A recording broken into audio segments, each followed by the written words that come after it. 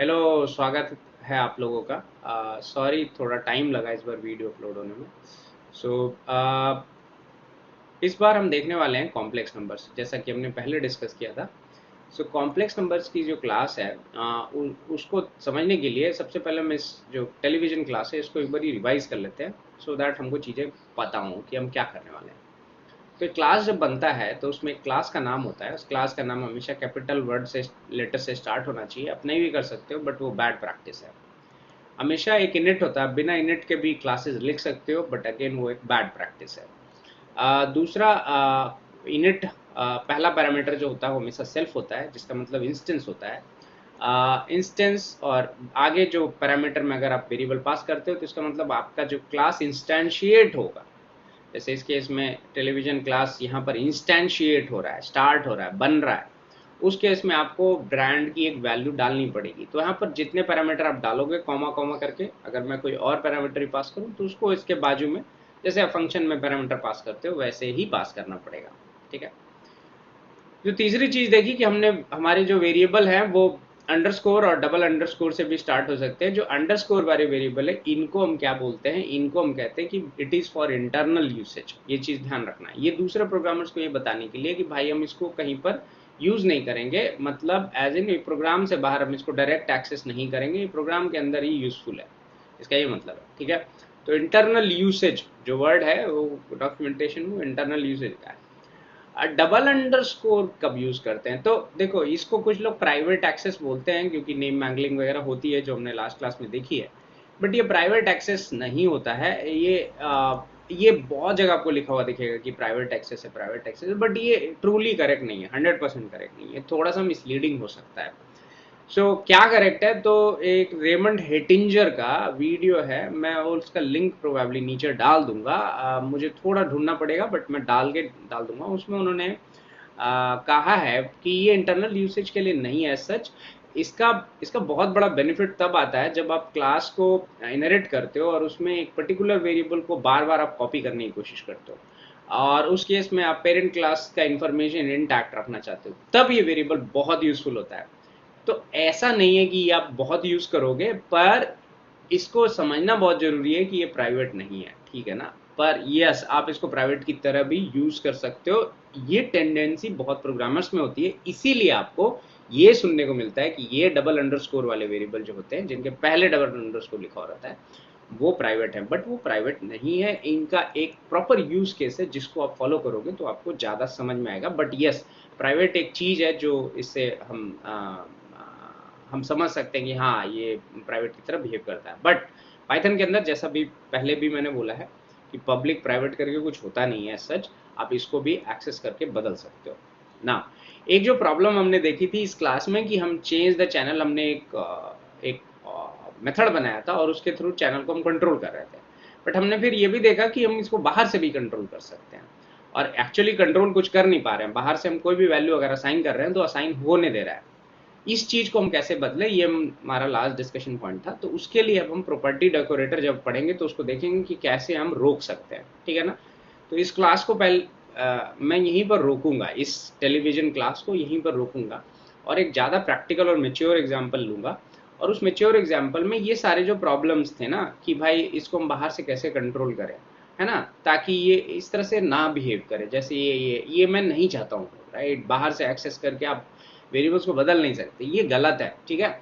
तो गलत in the sense कि हम ये चाहते नहीं, हमारा ये डिज़ायर नहीं है इस प्रोग्राम का, राइट। सो उसको हम कैसे हैंडल करें ये हम देखेंगे।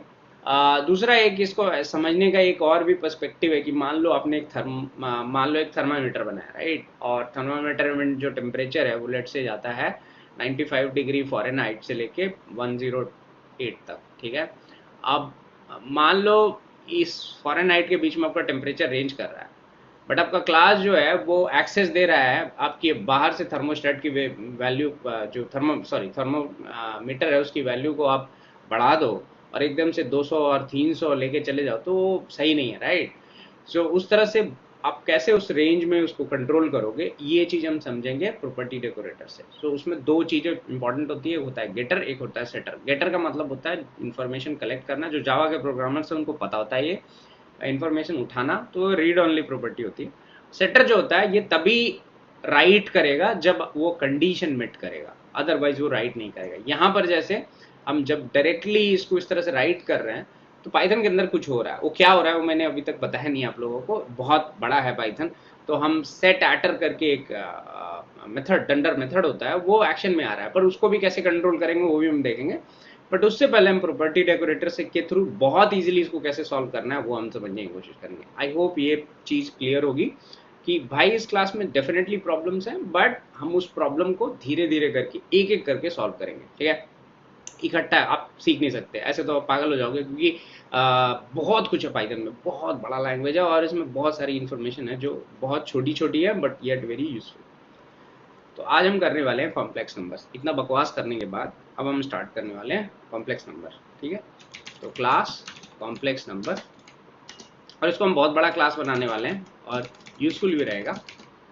और अब हम सबसे पहले लिखने वाले हैं कि क्या इसमें वेरिएबल्स हो सकते हैं। तो कॉम्प्लेक्स नंबर कैसे डिफाइन होता है? जो कॉम्प्लेक्स प्लेन होता है उसमें जो एक्स एक्सिस होता है वो आपका रियल पार्ट होता है, और जो वाई एक्सिस होता है वो उसका इमेजिनरी पार्ट होता है। अब भैया इमेजिनरी क्या होता है, रियल क्या होता है? तो रियल नंबर तो आपको पता है, कोई भी नंबर लाइन में नंबर अगर आप रिप्रेजेंट हो रहा है that's a real number. Imaginary वो होता है जिसको हम स्क्वायर रूट ऑफ -1 से रिप्रेजेंट करते हैं, राइट। उसके साथ कोई भी नंबर अटैच कर दो वो आपका इमेजिनरी हो गया। पाइथन के अंदर ऑलरेडी एक बिल्ट इन है जो कॉम्प्लेक्स नंबर को रिप्रेजेंट करता है, उसको आप ऐसे लिख सकते हो।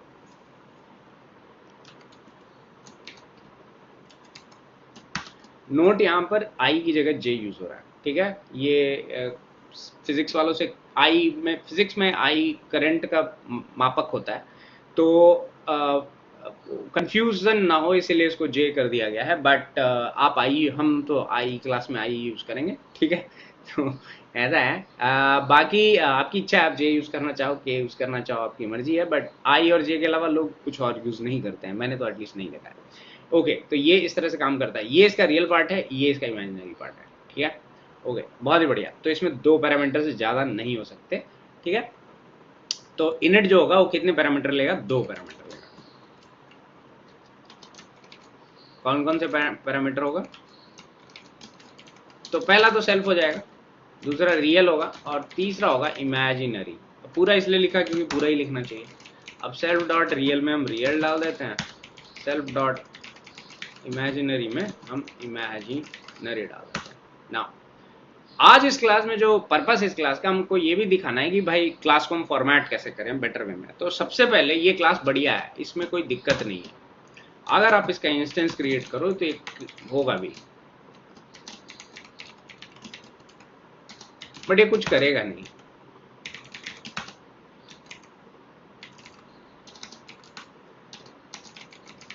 है ना। अब इसको प्रिंट करो तो ये कुछ ऐसा आ रहा है, तो ये बहुत यूजफुल प्रिंटिंग नहीं है, ठीक है।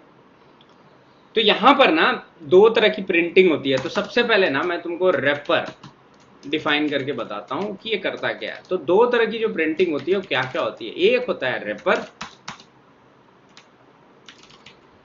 ठीक है, और एक होता है एस्टर, STR, ठीक है। अब दोनों में अंतर क्या है? स्टर जो है, अभी अंतर बता देता हूँ। देखो जैसे मैं कोई एक स्ट्रिंग लिखता हूँ A, ठीक है, इसको आप लिखते हो प्रिंट X और लिखते हो X, ये दोनों में अंतर आता है, राइट। यही है रेपर और स्टर में अंतर। सो जब आप प्रिंट यूज करते हो ना, तो बेसिकली आप अपना पर्सपेक्टिव देखना चाहते हो, और जब आप किसी भी चीज़ को डायरेक्टली प्रिंट करते हो, जैसे मैंने वेरिएबल को डायरेक्टली यहाँ पर प्रिंट किया है, तो ये प्रोग्रामर्स का पर्सपेक्टिव होता है। तो रेपर इन जनरल जो होता है वो प्रोग्रामर्स प्रिंटिंग वे होती है, थोड़ा टेक्निकल इन नेचर होता है। तो आप किसी भी इंफॉर्मेशन में अगर आप रेपर, और कहीं जगह दोनों का प्रिंटिंग एक जैसा भी होता है। सो अगर मैं बोलूँ कि कि मान लो इसी को अगर मैं बोलूँ रेपर ऑफ एक्स और STR ऑफ एक्स, सो इन दोनों में ना थोड़ा अंतर है, इन दोनों के प्रिंटिंग में ना अंतर है, राइट। सो यही डिफरेंस है दोनों के प्रिंटिंग में, कि बेसिकली इन दोनों का जो प्रिंटिंग का तरीका है, जो रेपर है वो ज़्यादा प्रोग्रामर्स वे है, और स्टर जो है वो थोड़ा सा क्या कहते हैं उसको, यूज़र वे है, यूज़र कैसे उसको देखना चाहता है। सो क्या हम इसको चेंज कर सकते हैं? तो सबसे पहले तो हम इसको सिंपल रखेंगे, ठीक है। तो हम लिखने वाले हैं यहाँ पर रिटर्न, और कहने वाले हैं यहाँ पर कि जब आप इसको प्रिंट करो, और मैं अंतर भी दिखा दूंगा सो दैट आपको दोनों के बीच का अंतर एकदम समझ में आ जाए।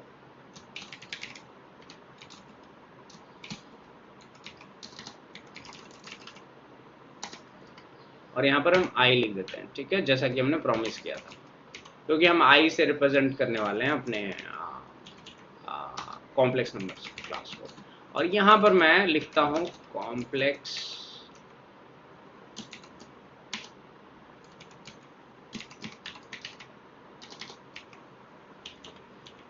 और यहाँ पर ज़्यादा मच नहीं करता मैं, यहाँ पर मैं कहता हूँ सेल्फ डॉट रियल, अरे बाबा, सेल्फ डॉट इमेजिनरी, ठीक है, डन। अब इसको प्रिंट करते हैं, ठीक है, ये तो ठीक है, ये ठीक है, ये बढ़िया हो रहा है। अब हम सी को प्रिंट करना, देखना क्या होगा। कॉम्प्लेक्स नंबर 2 आए, तो अभी ये रेपर एक्शन में, ठीक है ना, ये जो प्रिंट कर रहा है ये रेपर के हिसाब से प्रिंट कर रहा है। अगर अब इस पे मैं अगर प्रिंट सी लिखूं तो क्या कर रहा है ये, अब ये स्टर के जैसे काम कर रहा है। तो ये अंतर है दोनों में।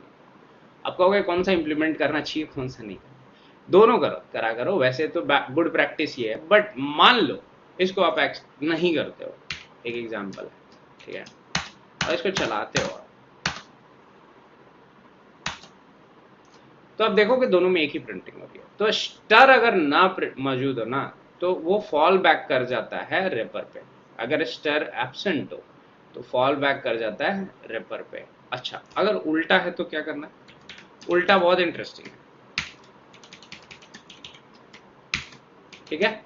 अगर आपने रेपर नहीं डिफाइन किया है और स्टर से एक्सेस करोगे, सो या तो देखोगे रेपर जो है पहले जैसा ही प्रिंट कर रहा है, पर अगर आप स्टर आपने इम्प्लीमेंट किया हुआ है तो प्रिंट ही सही काम करेगा जैसा उसको काम करना चाहिए था, जो पहले केस में आ रहा था 2,3i जो हमने डिफाइन किया हुआ है।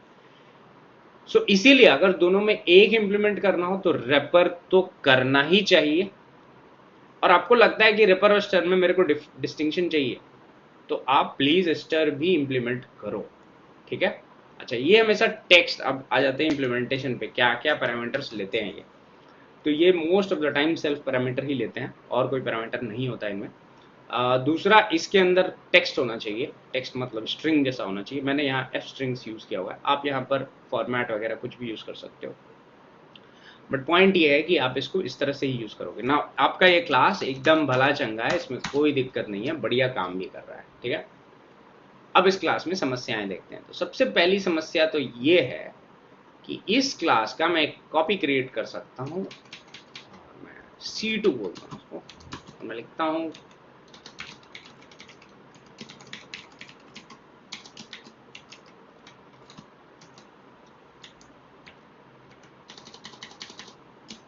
ये क्लास चलता है, राइट।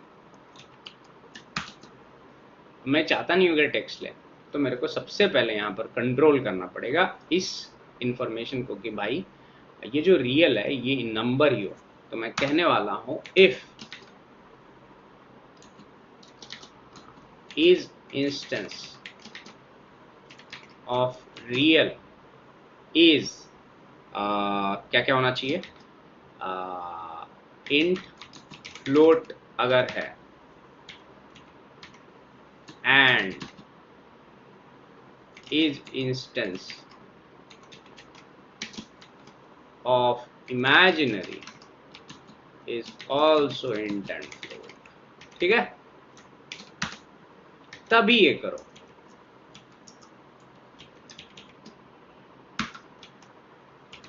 ठीक है ना। अगर ये नहीं है तो क्या करेंगे,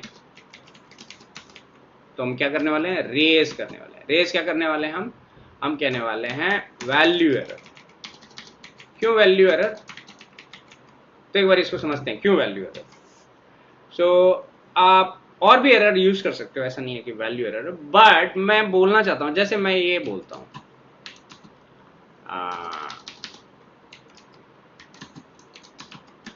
ठीक है। सो यहाँ पर यह कहता है कि ऑपरेशन जो है टेक्स्ट और नंबर के बीच में पॉसिबल नहीं है, ठीक है। सो ये एक चीज है, ठीक है।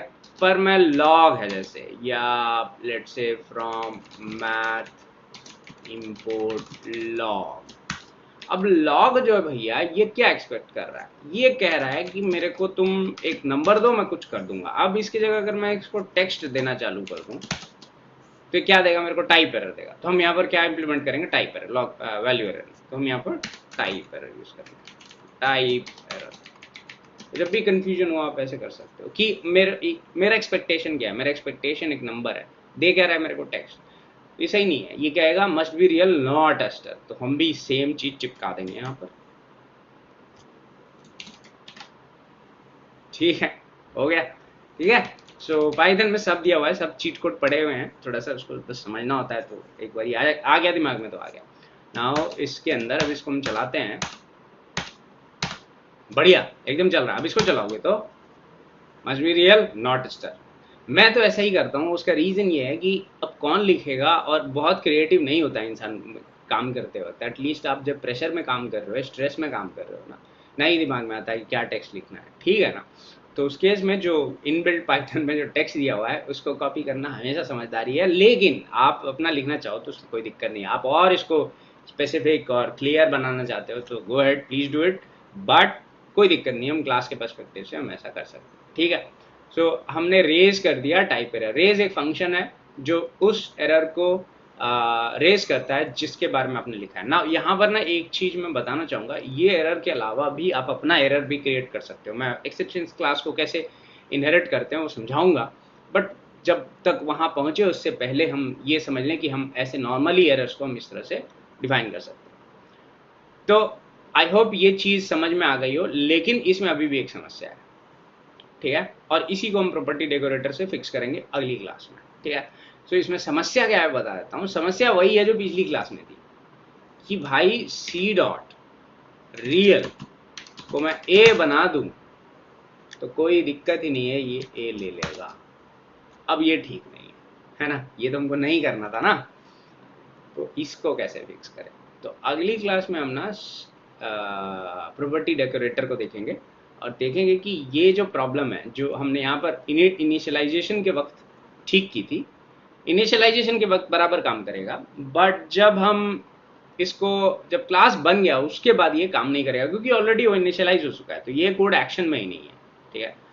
तो हम इसी चीज को, इसी कंडीशन को कैसे हम प्रॉपर्टी डेकोरेटर में डाल करके इस प्रॉब्लम से निजात पा सकते हैं, जो ये समस्या अभी यहाँ पर है, वो हम समझने की कोशिश करेंगे अगले वीडियो में, ठीक है ना। और उसके बाद हम पॉलीमॉर्फिज्म को देखेंगे, ठीक है। तब तक के लिए अलविदा, अपना ख्याल रखिए, अपना ध्यान रखिए, आपका दिन शुभ हो। Take very good care of your selves, अपने परिवार का ध्यान रखें, अपना ध्यान रखें। जय हिंद, जय भारत, शुभ शुभ दिन, बाय बाय।